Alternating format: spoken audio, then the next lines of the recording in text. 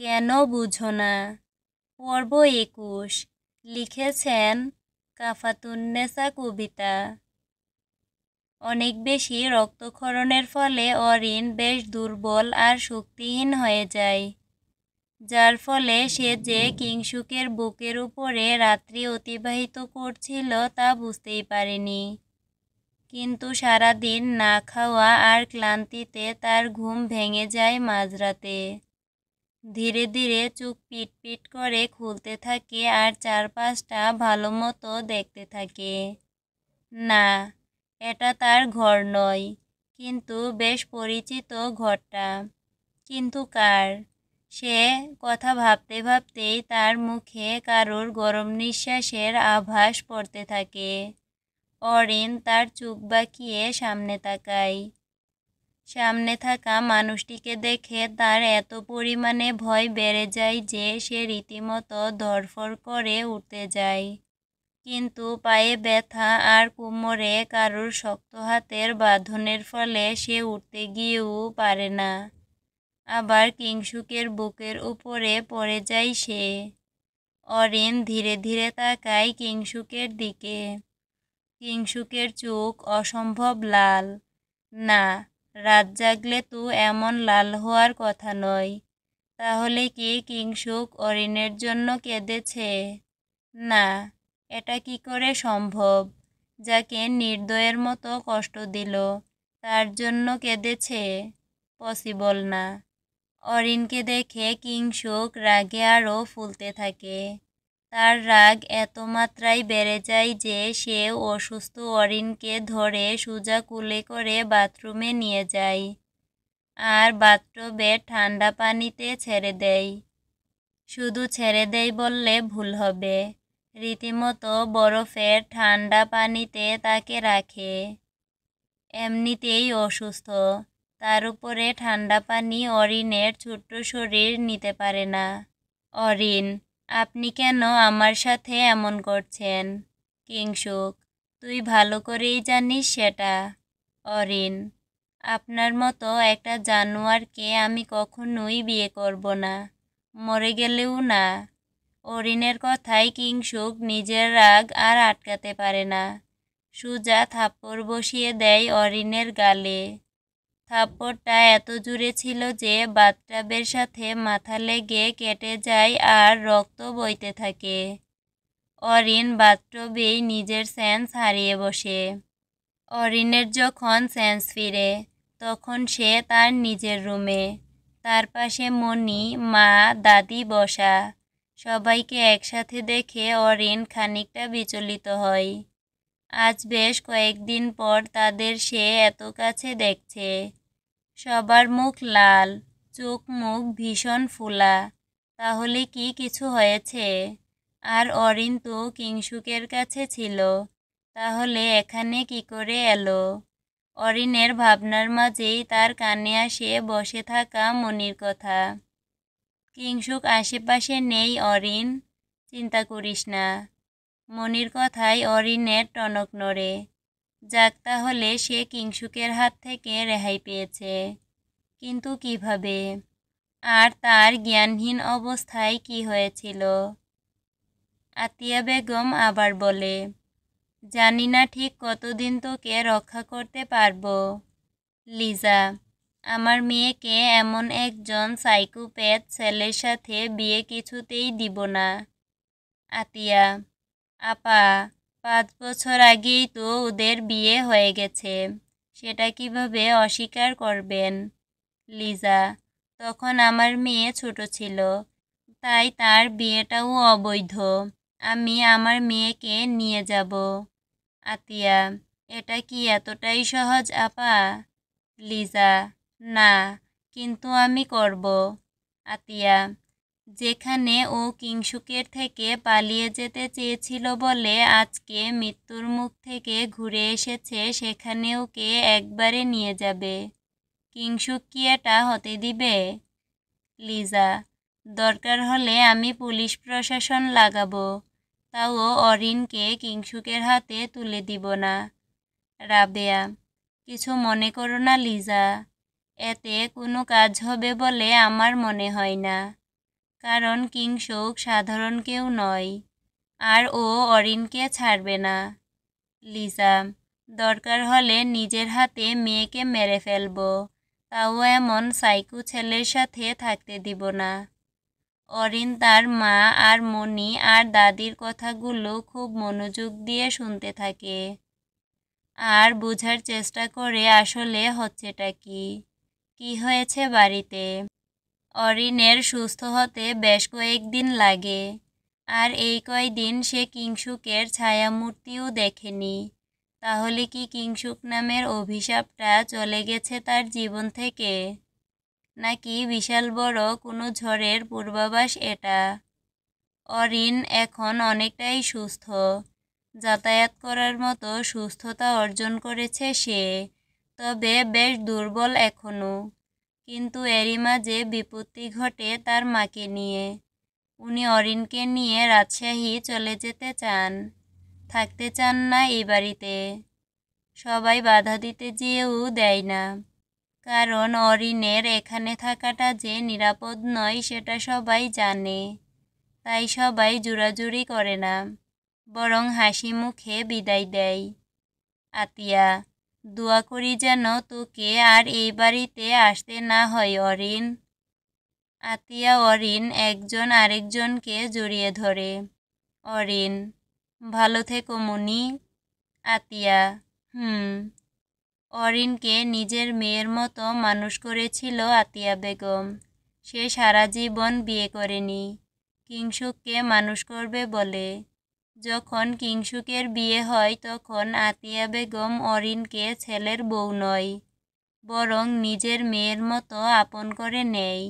তার খাওয়া, dress, school, college সবটাই আতিয়ার ইচ্ছেতে হয়েছিল। নিজের জানের টুকরা ছিল অরিন, কিন্তু সেই জানের টুকরোকেই আজকে সে নিজের হাতে বিদায় দিচ্ছে। লিজা, আমার মেয়েটাকে এতদিন দেখে রাখার জন্য আপনার শুকরিয়া আদায় করলেও খুব কম হবে আপা। আতিয়া, ও তো আমার মেয়ে।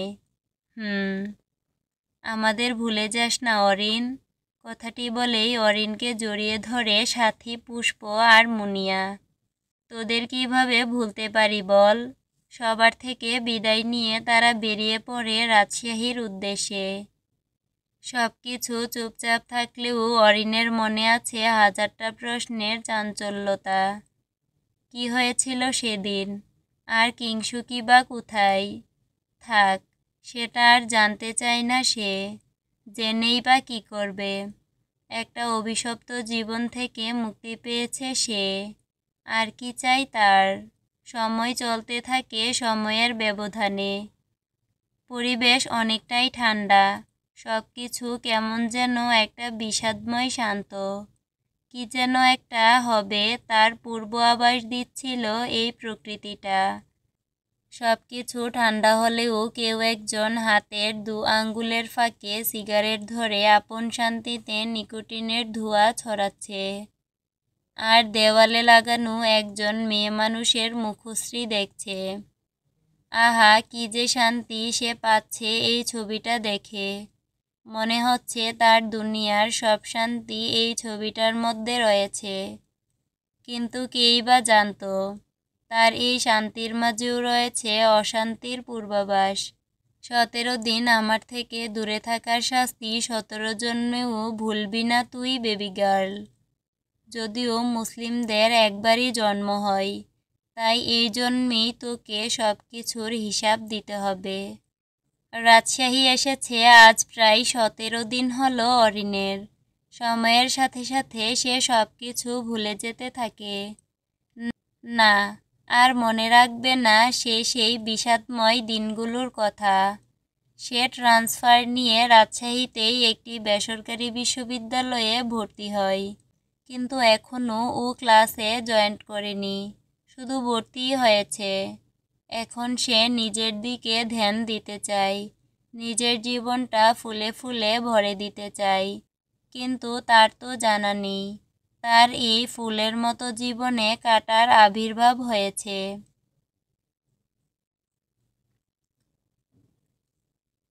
কেন বুঝো না? পর্ব 22। লিখেছেন কাফাতুন্নেসা কবিতা। ভালোবাসা যখন পাগলামিতে পরিণত হয় তখন দুনিয়ার সব কিছুই তুচ্ছ মনে হয়, যেমনটা হয়েছিল কিংসুকের। সে অরিনকে এত পরিমাণে ভালোবাসতে শুরু করলো যে নিজের উপরে তার আর কোনো কন্ট্রোল নেই বললেই চলে। কিন্তু 17 দিন আগে সে অরিনকে খুব কাছে পেয়েও যেতে দিবে তা কল্পনাও করতে পারেনি। কিন্তু এমনটা নয় যে অরিন তার লুকচক্ষুর আড়ালে ছিল। অরিনের প্রতি সেকেন্ডের খবর ছিল কিংসুকের কাছে। সে দিনে কয় কদম হেঁটেছে তাও। এই অরিন, আপু চলো না, কোথাও ঘুরতে যাই। কোথায় যাবি মেঘ? ফুচকা খেতে। কিন্তু আমার তো বাহিরের খাবার খাওয়া বারণ মেঘ সোনা। ওকে, আমি খাবো, তুমি দেখো। হাহা, আচ্ছা, কিন্তু মায়ের থেকে পারমিশন নিয়ে নে। ওটা আমি আগেই নিয়েছি। ওকে চল। মেঘ হলো আরিফ খন্দকার আর লিজা খন্দকারের ছোট মেয়ে, অরিনের একমাত্র আদরের ছোট বোন। অবশ্য তাদের একটা ভাইও আছে, নাম রুদ্দুর। অরিনের 2 বছর পর রুদ্দুর হয়। খানিকটা পিঠাপিঠি ওরা, কিন্তু তেমন একটা মিল নেই বললেই চলে। মেঘ আর অরিন হলো অন্তর আত্মা। 2 বোন যেমন সুন্দরী তেমন একজন আরেকজনের জান। ঢাকা থেকে রাজশাহী আসলেই অরিন সারাদিন মেঘের সাথে থাকতো, আর মেঘও মাঝে মাঝে অরিনের সাথে দেখা করতে ঢাকায় যেত। তাদের বন্ডিংটা ছিল বন্ধুর মতো। কেউ প্রথমে বলতেই পারবে না তারা বোন। এখন মেঘের মূল উদ্দেশ্য হলো অরিনকে বাসা থেকে বের করা আর কিংসুকের সাথে দেখা করানো। 17 দিন আগে যখন মেঘ জানতে পারে ওর বড় বোনের বিয়ের কথা, তখন থেকে তার খুব ইচ্ছে করে নিজের দুলাভাইকে দেখার। আর হলো তাই। একদিন কিংসুক নিজে থেকে মেঘদের কলেজের সামনে আসে আর বড় ভাই হিসেবে সাহায্য চাই। কিংসুকের চোখে অরিনের জন্য এক সমুদ্র ভালোবাসা দেখে মেঘ রাজি হয়ে যায়। আর যাই হোক, দুলাভাইয়ের কথা তো আর ফেলা যায় না। পাপপূর্ণ বলেও তো একটা কথা আছে। হ্যালো ভাইয়া, শুনতে পারছেন? Plan successful. ওকে। কিংসুকের সাথে ফোনে যোগাযোগ করে মেঘ বের হয় ফুচকা খেতে অরিনকে নিয়ে। সারাদিন বাসায় থাকতে থাকতে অরিনেরও তেমন একটা ভালো লাগছে না, তাই বের হয় সে। কিন্তু সে তো জানে না তার জন্য অপেক্ষা করছে মহা মুসিবত। যেহেতু রাজশাহী একটা সুন্দর নগরী, তাই রিক্সা দিয়ে ঘুরতেই বেশ স্বাচ্ছন্দ্য বোধ হয়। অরিন আর মেঘ রিক্সা নেই। বাসা থেকে 15 মিনিট দূরে নদীর পাড়ে চলে যায় তারা। সেখানকার বিকালের প্রকৃতি মনোমুগ্ধকর। এই আপু, আমি অর্ডার দিচ্ছি। ওকে। আজ অনেক দিন পর অরিন মুক্ত আকাশে নিঃশ্বাস নিচ্ছে। আহা কি সুন্দর দৃশ্য। জীবনটা যেন আবার নতুন করে উপভোগ করছে সে। কিন্তু তার এই মন ভরে নিঃশ্বাস নেওয়াটা যেন আরেকজনের দম বন্ধ হওয়ার কারণ হয়ে দাঁড়াচ্ছে। কিংসুক কখনোই চায় না অরিনকে বাইরের জগতের কেউ দেখুক। সে সবসময় চায় অরিন 4 দেয়ালের মাঝে তার বুকে থাকুক। কিন্তু অরিন কি এত সহজে এটা মেনে নেবে? আপু, ফুচকা দিয়ে গেলে আমাকে ডেকো, আমি একটু ছবি তুলি, এফবিতে দিব। বেশি দূরে যাস না কিন্তু। এই তো, তোমার উল্টো দিকে। ওকে। মেঘ অরিনকে একা রেখে চলে যায়, কারণ সে জানতো এখন তার একমাত্র ভিলেন দুলাভাই কিংসুকের এন্ট্রি হবে।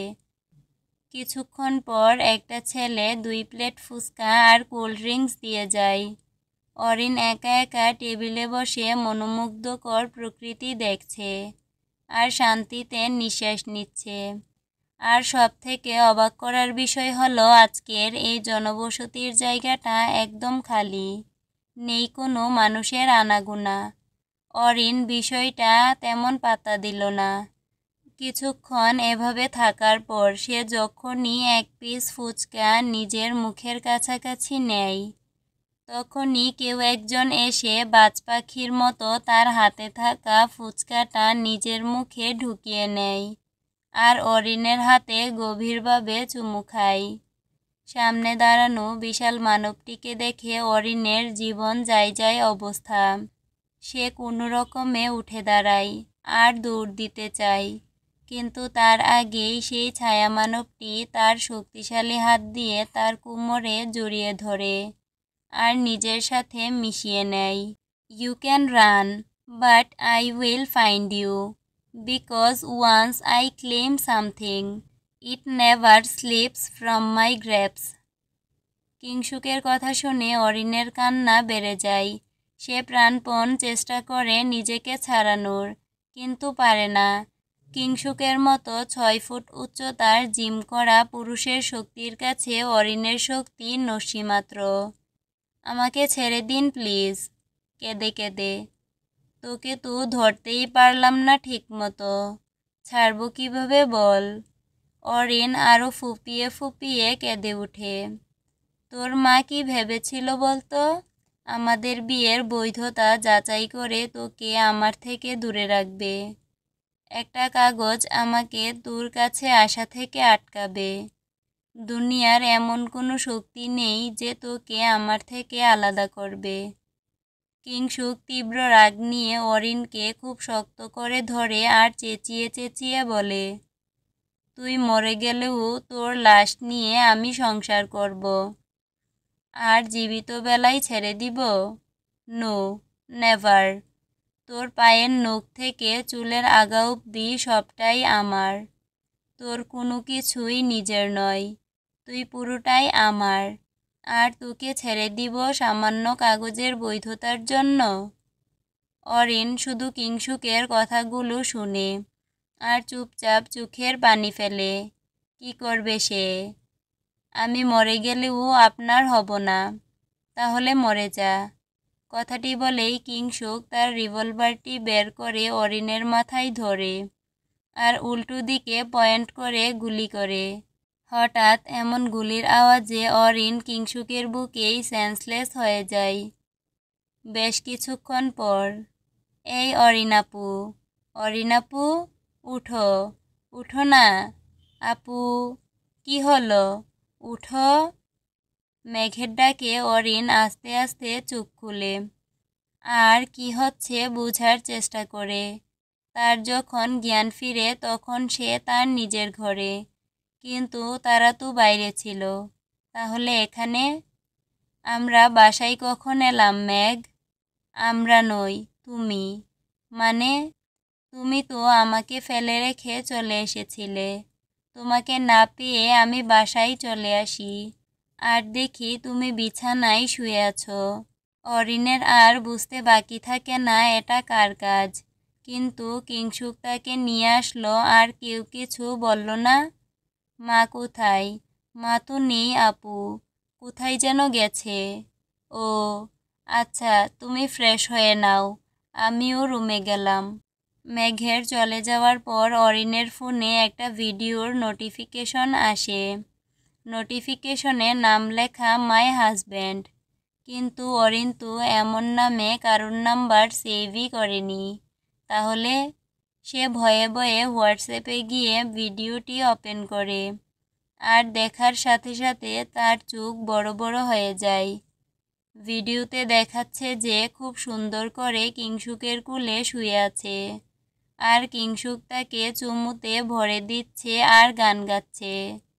একলা পাইয়াছি রে শাম এই নিভুর বনে, আজ পাশা খেলবো রে শাম। ইস, কি লজ্জা! কিংশুক যে গানও গাইতে পারে তা আজকে প্রথম দেখল অরিন, কিন্তু এমন গান কে গায়? ছি! অরিন রাগে ওয়াশরুমে চলে যায় আর ফেস ওয়াশ দিয়ে মুখ ঘষতে থাকে, কারণ কিংশুকের কোনো ছোঁয়া সে রাখতে চায় না। কিন্তু সে তো আর জানতো না রাতে তার জন্য কি অপেক্ষা করছে। কেন বুঝো না? পর্ব 23। লিখেছেন কাফাতুন্নেসা কবিতা। মুখ ঘষতে ঘষতে একদম লাল করে ফেলে অরিন।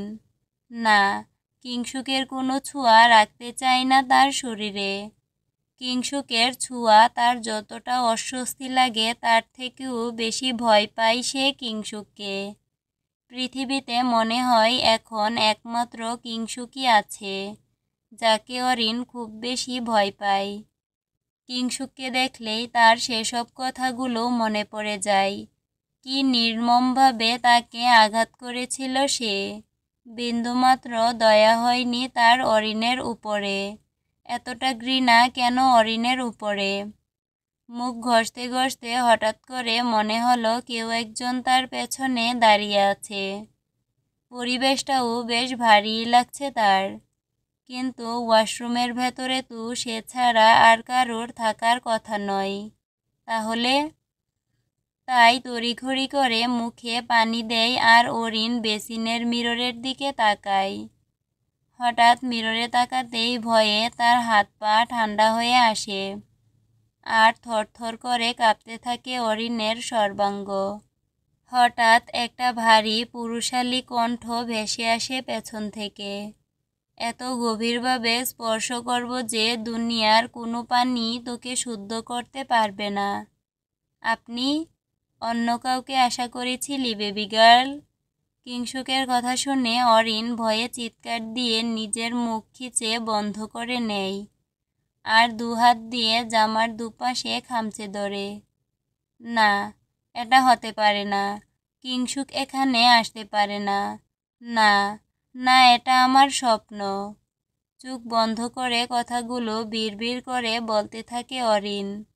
আর কিছুক্ষণ পর ধীরে ধীরে নিজের চোখ খুলে সামনে তাকায়। না, কিংসুক নেই।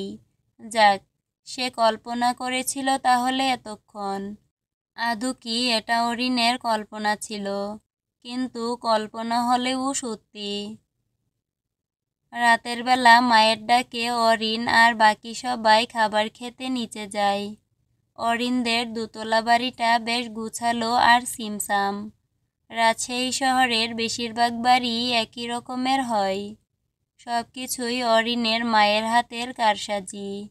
মানুষ হিসেবে তিনি বেশ শৌখিন বটে, সেটা তার সংসার দেখলেই বোঝা যায়। আধুনিকতার পাশাপাশি সাহিত্যের ছোঁয়াও আছে এ বাড়িতে। মিসেস লিজা খন্দকার আর আরিফ খন্দকার ছেলে মেয়েদের পাশে বসে খাবার খেতে থাকেন আর মিসেস লিজা অরিনকে খাবার খাওয়াতে থাকেন। লিজা, ভালো করে খাও মা, অনেক দুর্বল তুমি। আরিফ খন্দকার, বেশি করে খাও মামুনি, তাহলেই সুস্থ হবে তাড়াতাড়ি। মেঘ, কি দিনকাল আসলো, আজকাল আর কেউ এই বেচারিকে পাত্তা দেয় না। লিজা, মেঘ বুড়ি, এত হিংসুক কেন তুই? মেঘ, আমি তো হিংসুকই। অরিন, মা, ওকেও খাইয়ে দাও তুমি, না হলে কাল অবধি সবার ঘাড়ে নিঃশ্বাস ফেলবে। সবার কথার ফাঁকেই হঠাৎ করেই কলিং বেলের শব্দ ভেসে আসে। লিজা, তোরা বস, আমি দেখছি। কিছুক্ষণ পর অরিনের মায়ের সাথে ডলি ফুপ্পি ভেতরে আসে। আরিফ খন্দকার, আয় বোন, খেতে বস আমাদের সাথে। ডলি, বসছি, দাঁড়া ভাই, আগে ওদের সাথে কথা বলতে দে। কেমন আছিস অরিন? অরিন, জি আলহামদুলিল্লাহ ভালো ফুপ্পি, আপনি কেমন আছেন? ডলি, আলহামদুলিল্লাহ, ছেলের বউ এসে গেছে, আর কি মন্দ থাকা যায়? অরিন, মানে? লিজা, মানে কিছু নয় মা, তোমরা খাও। আপা, আপনি চলেন, একটা জিনিস দেখাই। লিজা খন্দকার এক প্রকার টানতে টানতেই নিয়ে যান ডলি চৌধুরীকে, কারণ লিজা চাচ্ছেন না অরিন এখন এমন কিছু জানুক যা সে নিজে নিতে পারবে না। ডলি চৌধুরী হলো অরিনের বাবা আরিফ খন্দকারের একমাত্র বোন, যার ছেলের সাথে লিজা খন্দকার অরিনের বিয়ে দিয়ে তাকে কিংসুকের থেকে আলাদা করতে চায়। ডলি, কি গো অরিনের মা, সমস্যা কি তোমার? লিজা, অরিন এখনো কিছু জানে না আপা। ডলি, যার বিয়ে তার খবর নাই। লিজা, আর কয়টা দিন যাক না আপা, আমি ওকে বুঝাবো। ডলি, ঠিক আছে বাপু, যা ভালো বুঝো তোমরা, কিন্তু এই শুক্রবারেই কাবিনটা করিয়ে রাখবো বলে দিলাম। লিজা, ঠিক আছে আপা, আমি অরিনকে বুঝাবো। লিজা খন্দকার আর ডলি চৌধুরী যখন একজন আরেকজনের সাথে কথোপকথন করছিলেন, ঠিক তখনই কেউ একজন আড়ালে দাঁড়িয়ে তাদের কথাগুলো খুব মনোযোগ সহকারে শুনছিল। আহারে, আমার ভোলা মা জননী রে, কিংসুক ভাই যে কি জিনিস সেটা তুমি টের পাবা, নিজে তো পাবাই, সাথে আমাদেরও নিয়ে ডুববা। হাইরে মেঘ, একদিকে মা আরেকদিকে বোন, কি যে করি। রাত তখন কাটাই কাটাই 2টা। নিশ্চুপ প্রকৃতি, জনমানব শূন্য রাস্তা, নেই কোনো আলোর রক্তিমা। এটা কি শুধুই রাতের গভীরতা, নাকি কাউকে কাছে পাওয়ার তীব্র বাসনার পূর্বাভাস? মেডিসিন খেয়ে অরিন তখন গভীর ঘুমে আচ্ছন্ন। ঠিক তখনই একজন বিশালদেহী ছায়ামূর্তি প্রবেশ করে তার রুমে, আর হাঁটু গেড়ে বসে বিছানার কিনারায়। নিজের হাত দিয়ে তার গালে স্লাইড করতে থাকে সে, আর বলে, তুই আমার অনেক শখের বউ। লোকে বলে অরিন কিংসুকের শখের বউ। মানুষের শখের কত জিনিস হয়, আর আমার শখের তুই। নিজের শখের জিনিস ছাড়া থাকতে কতটা কষ্ট হয় তুই বুঝতে পারবি না বউ। একটু থেমে আবার বলে, তোকে এখান থেকে নিয়ে যাওয়া আমার জন্য কয়েক সেকেন্ডের ব্যাপার, কিন্তু তুই অসুস্থ, মায়ের কাছে থাক কয়দিন। আমাকে সামলাতে তোর শক্তির দরকার আছে। কথাগুলো বলেই কিংসুক অরিনের কপালে চুমু খায় আর চলে যায়। সকালবেলা, সকালে একটু দেরি করেই ঘুম থেকে উঠে অরিন। করা মেডিসিনের ফলে তার ঘুম ভাঙতে সময় লাগে অনেক। আর লিজাও মেয়েকে ডেকে তুলে না, কারণ অরিনের ঘুম হওয়াটা প্রয়োজন ওর সুস্থতার জন্য। অরিন ফ্রেশ হয়ে নিচে আসে নাস্তা করার জন্য। এসে দেখে তার ফুফাতো ভাই রকি এসেছে। রকি অরিনের থেকে 5 বছরের বড়, আর ছোটবেলা থেকেই অরিনকে খুব পছন্দ করত। সে জানে অরিনের বিয়ের কথা। এখন যখন সব শেষ, তাই তার আশা আবার জেগে উঠে। কেমন আছো অরিন? আলহামদুলিল্লাহ। আপনি কেমন আছেন ভাইয়া? ভাইয়া ডেকো না তো, কল মি রকি। ওকে রকি ভাইয়া। অরিন আর রকির কথোপকথন লিজা আড়াল থেকে দেখছিল। দুজন দুজনকে পছন্দ করে বলে উনার ধারণা হয়। না, এবার আর কোনো বাধা নেই অরিন আর রকির বিয়েতে, কিন্তু উনার তো আর জানা নেই উনার এই চিন্তার জন্য অরিনকে কত বড় মাশুল গুনতে হবে। এইভাবে আরও 2 দিন চলে যায়, আর আসে সেই দিন, যেই দিনটার জন্য অরিনের মা অতি ব্যাকুলতার সাথে অপেক্ষা করে, অর্থাৎ শুক্রবার। সকাল থেকেই লেগে থাকে অরিনদের বাসায় ওর আর রকির কাবিনের তোড়জোড়। বাদ জুম্মার পর তাদের কাবিনের আনুষ্ঠানিকতা পারিবারিকভাবে সম্পন্ন হবে বলে তারা সিদ্ধান্ত নেয়। সব কিছু ঠিকঠাক থাকলেও মা কেন আজ অরিনকে শাড়ি পরাচ্ছে তা জানা নেই অরিনের। শুক্রবারে সচরাচর তার মায়ের অনেক কাজ থাকে, কিন্তু আজকে কেন তাকে নিয়ে মেতে আছে সেটা জানা নেই অরিনের। হঠাৎ শাড়ি কেন পরাচ্ছ মা? কারণ তোর বিয়ে। কি?